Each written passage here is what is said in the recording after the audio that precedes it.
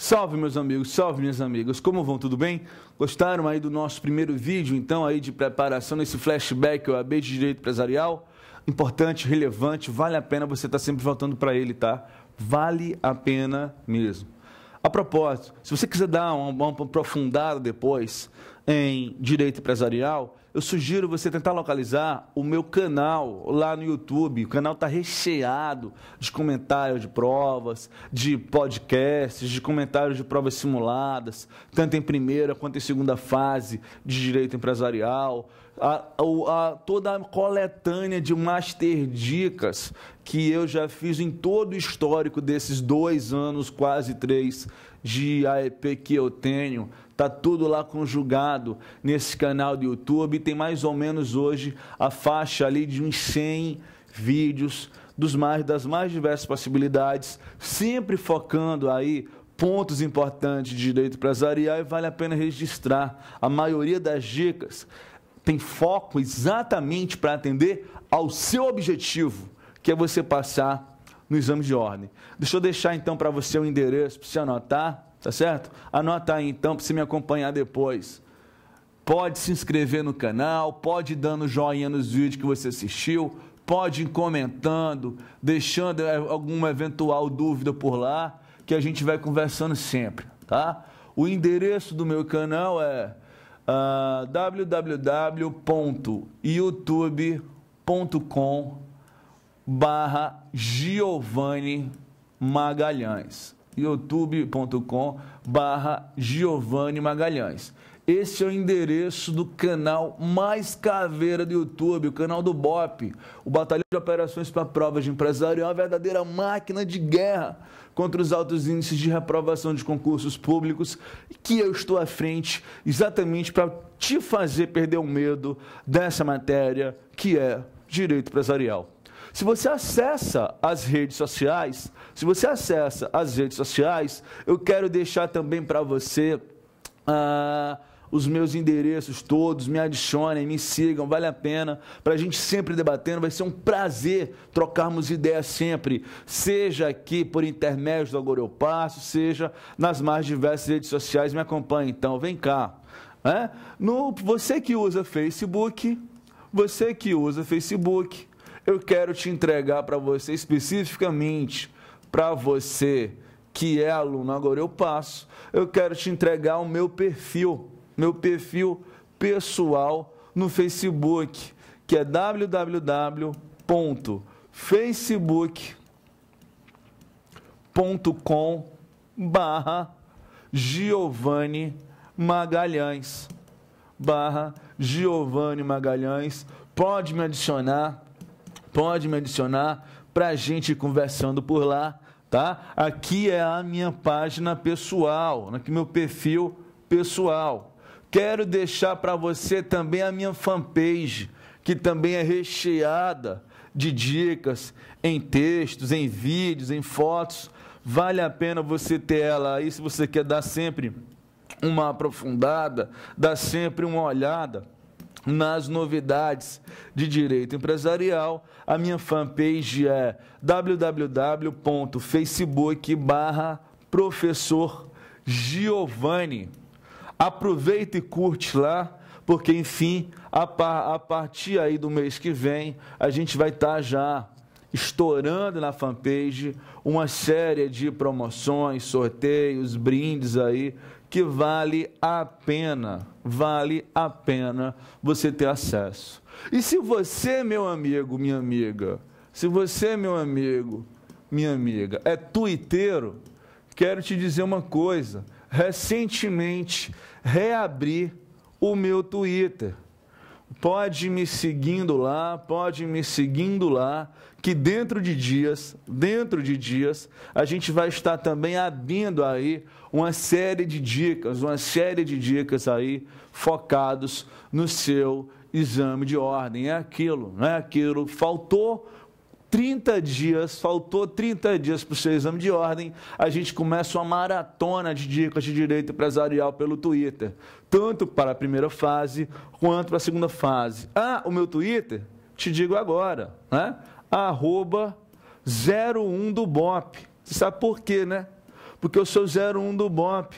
E o BOP, meus amigos, é o Batalhão de Operações para Provas de Empresarial. Fica, portanto, aí registrado para vocês todos os meus contatos. Se inscreve lá na página do YouTube, vai dando joinha em todos os vídeos que você assistir, para poder os vídeos aí do Caveira ficarem entre os recomendados do YouTube. Me adicione no Facebook, curta a minha fanpage para você participar das mais diversas promoções, especialmente se você é de Fortaleza. A gente vira e mexe, sorteia algum curso presencial entre bolsas parciais e integrais dos cursos que a gente participa. E se você é twitteiro, não deixe de adicionar o Twitter do Caveira, com as dicas mais caveiras de direito empresarial, para você perder o medo dessa, que sem sombra de dúvidas é a melhor das matérias jurídicas, para se entender e para se estudar. Beleza? Fechado? Bom, deixa eu então fechar esse negócio aqui para a gente começar o papo logo valendo. Meus amigos, vejam bem. Eu quero neste vídeo de hoje, te apresentar uma das grandes novidades que apareceram no direito brasileiro. Uma das grandes novidades, algo que desde muito tempo se reclamava, estudos aí de índole econômica, de índole jurídica, de índole acadêmica. A propósito, a minha dissertação de mestrado, inclusive, trabalhava esse tema, né, antes, evidentemente, da sua positivação. Então, sem sombra de dúvidas, dada a inovação legal, o grande tema para aparecer em toda e qualquer prova, não só de OAB, primeira ou segunda fase, como de qualquer concurso público, que é exatamente aqui embaixo agora, ó, EIRELI, a empresa individual de responsabilidade limitada, inserida no ordenamento jurídico brasileiro com o advento da Lei 12.441 de 2011, publicada em 11 de julho de 2011. Meus amigos, para você entender a dinâmica da coisa, veja, analisando a gente enquanto pessoa física e se envolvendo com o direito empresarial, nós só temos duas possibilidades de nos envolvermos, de investirmos e nos envolvermos, que é exatamente o quê? A figura do empresário individual, que é aquele investidor que atua em nome próprio, e a figura do sócio, que é aquele investidor, mas atua de maneira indireta via sociedade empresária. Notem algo. Ambos são investidores, ambos são empreendedores. Deveriam receber, portanto, já que se tratam dos mesmos sujeitos, né, de sujeitos com as mesmas características, receberem, portanto, o mesmo regime jurídico. E aí percebam a peculiaridade que a gente tinha até o advento dessa lei. Se eu e você quiséssemos montar uma sociedade para que eu e você fôssemos sócios, né, em que nessa sociedade eu e você tivéssemos responsabilidade ilimitada, e aí você pode se perguntar o que é isso, a responsabilidade ilimitada. Meus amigos, responsabilidade ilimitada significa dizer que o sócio, ele vai perder bens pessoais por débitos empresariais. Ele vai perder bens pessoais por débitos empresariais. Então, se a gente quisesse ter esse tipo de responsabilidade, nós poderíamos montar entre nós uma sociedade em nome coletivo, já que, pela lei, na sociedade em nome coletivo, todos os sócios têm responsabilidade subsidiária, solidária e ilimitada. Agora, se nós quiséssemos montar uma sociedade entre nós para proteger apenas, por motivos óbvios, apenas o meu patrimônio pessoal, deixando aí o seu patrimônio pessoal em risco, ficando a minha pessoa com responsabilidade limitada e a sua com responsabilidade ilimitada, nós poderíamos montar uma sociedade em nome coletivo, em que eu seria o comanditário com responsabilidade limitada, não sou otário, não vou proteger meu patrimônio pessoal, e você seria o comanditado, coitado, com responsabilidade ilimitada. Por final, se a gente quisesse montar, e que é o que acontece na prática, se a gente quisesse montar uma sociedade em que protegesse o seu patrimônio pessoal e o meu patrimônio pessoal, uma sociedade em que todos os sócios tivessem responsabilidade limitada, nós poderíamos ir para a sociedade limitada de um lado ou para a sociedade anônima do outro, para ficar apenas nos exemplos mais caricatos e nos exemplos mais comentados. Percebam, portanto, que os sócios, eles têm o direito de escolha, eles têm o direito de escolher se colocarão ou não o seu patrimônio em risco em prol do desenvolvimento de uma atividade empresarial. E o empresário individual, meus amigos, e o empresário individual, veja, até o advento da Lei 12.441 de 2011, até o advento da lei que positivou a IRELI, não era possível que isso acontecesse. Você, empresário individual, sempre teria responsabilidade ilimitada, sempre poderia perder bens pessoais por débitos empresariais, independentemente de você estar com a sua atividade formalizada, regularizada, registrada pela junta comercial ou não. E aí, meus amigos, uma série de controvérsias existiam dessa encruzilhada, desse imbróglio, desse verdadeiro dilema jurídico pelo qual sofria o direito empresarial. Por quê? Parem comigo agora e pensem. Imagina, você é comerciante, sei lá, tem uma livraria, uma sorveteria, uma lanchonete ou coisa que o valha, né? E a propósito, nesse vídeo de hoje, nos próximos dois, se eu falar muito aqui em comida, fique tranquilo, é só por conta do horário que a gente está gravando, já faz tempo que almoçou, já está dando fome, tá? Então, imagina, você é dono aí de uma cantina, de uma padaria, de uma lanchonete, de alguma coisa, né? Você é empresário individual, está lá exercendo sua atividade. Tem sentido, por um débito da sua lanchonete, por um débito do seu restaurante, por um débito do seu sushi bar, por um débito da sua padaria, você ter a sua casa de praia penhorada? Se você não traz nada, absolutamente nada da sua casa de praia, tem sentido? Tem algum sentido você perder sua casa de praia por conta do débito da sua atividade? Me parece que não, né? Você está até balançando a cabeça aí, que não. Você pergunta, uai, como é que ele sabe? É feitiçaria? Não, é tecnologia, meu amigo. Tenho certeza que está aí. É, tem razão. Pois é. Sabe o que acontece?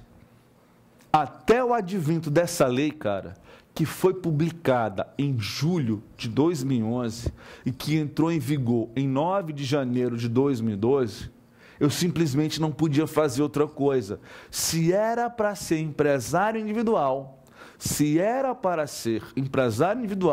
nós necessariamente assumiríamos a responsabilidade ilimitada pelas obrigações decorrentes da atividade empresarial. Por isso que era muito comum, mas muito comum mesmo, a gente vê sociedade limitada com 2 sócios, em que um deles tinha 99% do capital social e o outro tinha apenas 1% do capital social. Para quê? Para conseguir criar, artificialmente falando, mas para conseguir criar essa barreira, essa proteção ao patrimônio pessoal das pessoas que querem se envolver com a atividade empresarial. Daí a relevância, meus amigos, daí a relevância da gente ter que estudar, da gente ter que entender os principais pontos relativos à IRELI, os principais pontos relativos à empresa individual de responsabilidade limitada, porque isso vai estar na sua prova. É onde a gente tem tido grandes discussões. O direito empresarial ele tem se revolucionado exatamente em razão da IRELI, que, apesar do legislador ter pecado pelo modelo que ele escolheu, a gente precisa compreender o modelo e entender como é que ele funciona, porque o entendimento do modelo e do seu funcionamento será certamente objeto de avaliação na sua prova, seja de primeira fase do exame de ordem, seja de segunda fase do exame de ordem, seja de concurso público, seja do que for. Beleza? Então, vem compreender comigo o que é a IRELI. Vem comigo, então. Deixa eu esquematizar, então, para você, de novo, facilitar a sua vida aí nas suas anotações e você poder, então, estudar com calma e com tranquilidade isso comigo. A IRELI, que foi positivada com o advento da Lei 12.441 de 2011. Meus amigos, o primeiro ponto relevante é exatamente a referência legal. E aí você pode estranhar, Giovanni, como assim a referência legal? A referência legal já não é a Lei 12.441? Eu diria é e não é. Sabe o que acontece, cara? Essa lei, na verdade, ela veio alterar uma série de dispositivos dentro do Código Civil. Daí a gente tem que compreender, não é? Daí a gente tem que compreender, tem que identificar logo de cara para que a gente possa estudar de maneira calma, de maneira tranquila e como o assunto merece, não é? Essa figura. O que foi que a IRELI fez? O que foi que a lei da IRELI fez? Primeiro ponto, ela ela alterou o artigo 44 do Código Civil para inserir um artigo 6, um inciso 6. Notem, né? Se você tem um código aí que ainda está desatualizado, por ser versão 2012 para trás, o seu Código Civil deve ter apenas 6 incisos. Se você tem código que está atualizado, e aí você vai ver que aparece lá o inciso 6 e que aparece embaixo do inciso 6 uma informação mais ou menos nessas linhas. Inciso acrescido pela Lei 12.441 de 2011. E aqui, meus amigos, a gente já tem algo relevantíssimo para que a gente venha trabalhar aqui com os senhores, com as senhoras e com as senhoritas. Sabe o que é, cara? Veja, ninguém pode negar que a internet é uma realidade, é uma fonte inesgotável de pesquisa, os cursos à distância também são uma realidade importante, especialmente para pessoas que não têm na sua localidade um curso de responsabilidade, de gabarito para poder auxiliar na sua preparação. Só que muita coisa na internet se perde, há muitas informações desencontradas na internet. E uma delas diz respeito exatamente sobre isso, que eu já quero resolver aqui. Aluno AEP de OAB não pode se perder com isso. Sabe o que acontece, cara? Alguns autores, estudiosos, a partir de livros, né, comerciais, a partir de teses de doutorado, dissertações de mestrados, chegam a advogar a tese de que a IRELI deveria ser uma sociedade limitada com um único sócio, né? Deveria ser uma sociedade limitada com um único sócio, que nós deveríamos entender a IRELI como sendo uma sociedade unipessoal, um exemplo de sociedade unipessoal, sendo ele mais um, além do já tradicional exemplo da sociedade subsidiária integral que aparece no artigo 251 da Lei 6404. Meus amigos, vejam, se os senhores me perguntarem numa palestra, num congresso, numa tese de doutorado, numa dissertação de mestrado, no âmbito da academia científica, eu diria para os senhores, para as senhoras e para as senhoritas que o melhor modelo seria o de se entender, o de ter se criado, ao invés de IRELI, uma sociedade anônima com um único sócio, pessoa física. Mas veja, provas como a do exame de ordem, provas como as de concurso público não interessam o que a norma deve ser. Interessam o que o legislador fez de prático, o que foi criado, o que foi feito ali e não qual seria o melhor modelo. Dentro dessa linha que eu te digo, se os senhores examinarem o artigo 44 do Código Civil, os senhores, senhoras e senhoritas verão o quê? Os senhores, senhoras e senhoritas verão que a gente já tem lá no inciso 1, que a gente já tem lá no inciso 1, a menção específica à sociedade como modalidade de uma pessoa jurídica. E veja que no artigo 44, quando a lei menciona em sociedade, ela não está dizendo sociedade com 2 ou mais sócios, é sociedade, ponto. Então não interessa o número de sócios, já está mencionado ali, já está mencionado ali para aquela sociedade, já está mencionado ali para aquela sociedade exatamente o que? Ela enquanto pessoa jurídica. Dentro dessa linha, primeira observação, primeiro ponto importante sobre a Eireli, vem comigo para você ficar caveira no direito empresarial. Você deve entender a Eireli, portanto, como uma modalidade nova, como uma modalidade nova de pessoa jurídica, modalidade nova de pessoa jurídica. Ela não é uma sociedade limitada, mas sim uma modalidade nova de pessoa jurídica. Volto a insistir, para mim, nós deveríamos entender como o melhor modelo seria, para mim, uma sociedade anônima com um único sócio. Mas não foi isso que o legislador fez ao inserir, por assim dizer, o inciso 6 no artigo 44 do Código Civil. A gente tem ainda a criação, a inserção no Código Civil do artigo 980-A, que aparece exatamente sobre a rubrica do título 1A. Título 1A e artigo 980-A, esses que apresentam para nós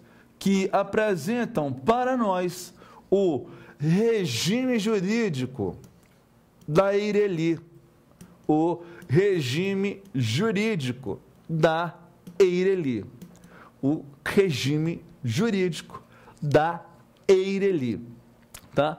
Que vou deixar para fazer essa abordagem,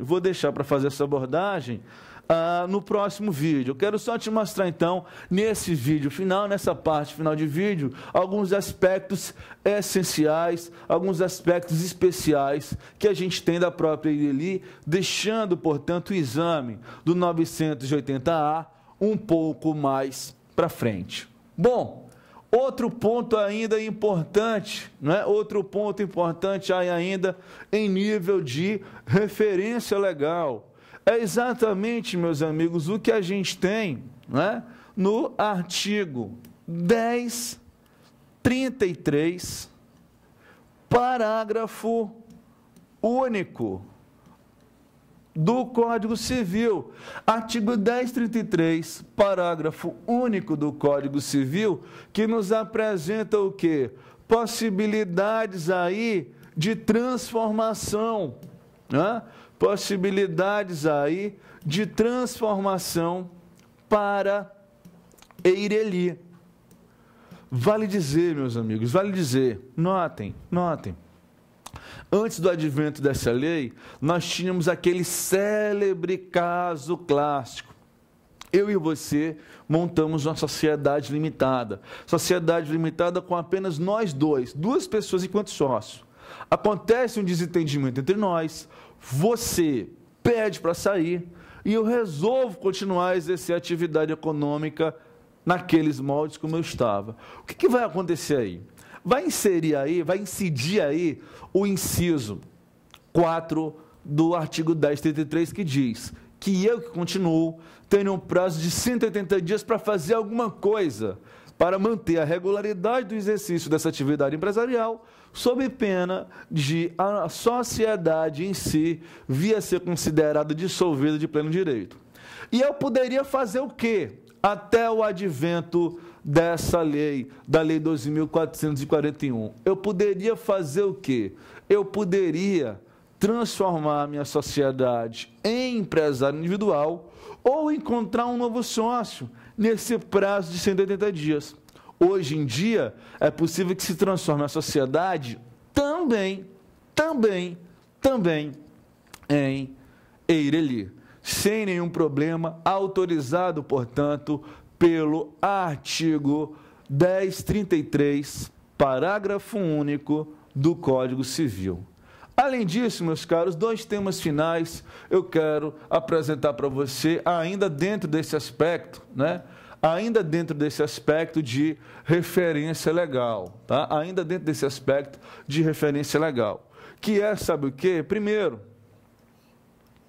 o artigo 3º. O artigo 3º da Lei Complementar 123 de 2006, que estabelece aí exatamente o quê? O critério que a gente vai utilizar, para enquadrar alguém, um exercente de atividade econômica ou não, atividade econômica empresarial ou não, no regime jurídico das MEs e das EPPs. Veja. Hoje em dia, é possível que não só um empresário individual, não só as sociedades empresárias e simples, mas também a própria Eireli, a própria empresa individual de responsabilidade limitada, ela poderá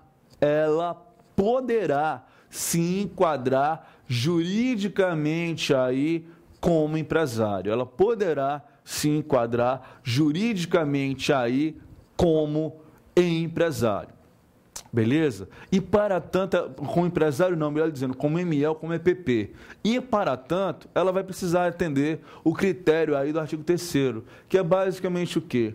O critério relativo à receita bruta. Ou seja, se a Eireli tiver por receita bruta aí o valor de 0 a 360 mil reais, de 0 a 360 mil reais, nós estaremos diante de uma Eireli que estará enquadrada na condição de ME. Agora, se ela tiver receita bruta anual do valor de ME, R$ 360 mil reais e 1 centavo, até 3.600.000, 10 vezes mais, ela poderá juridicamente se enquadrar como EPP, com um detalhe relevante digno de nota, que a Eireli nunca poderá ser considerada pequeno empresário. Sabe por quê? O pequeno empresário, nos termos do artigo 68 da Lei Complementar 123, ele deve ser empresário individual, e a Eireli é pessoa jurídica, tá? E para mais ou para além disso, é relevante e importante também você dar uma olhada e dar uma lida. Não vou ter tempo de te falar, o vídeo está acabando.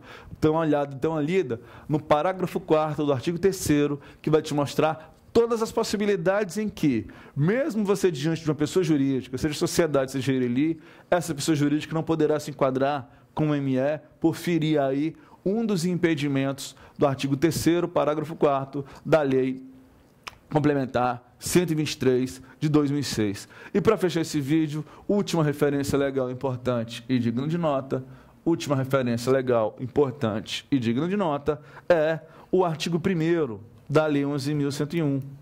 Artigo 1º da Lei 11.101, que se submete também, né, que vai se submeter agora também a empresa individual de responsabilidade limitada e que, portanto, por força desse dispositivo, nós estaremos diante da possibilidade de termos, né, da possibilidade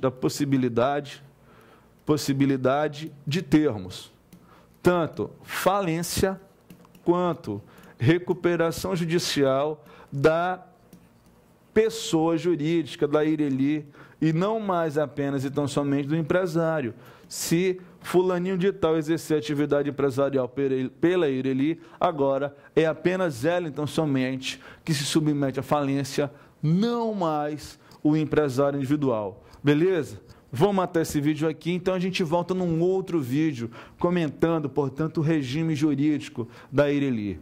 Grande abraço, grande beijo, até a nossa próxima aula. Valeu!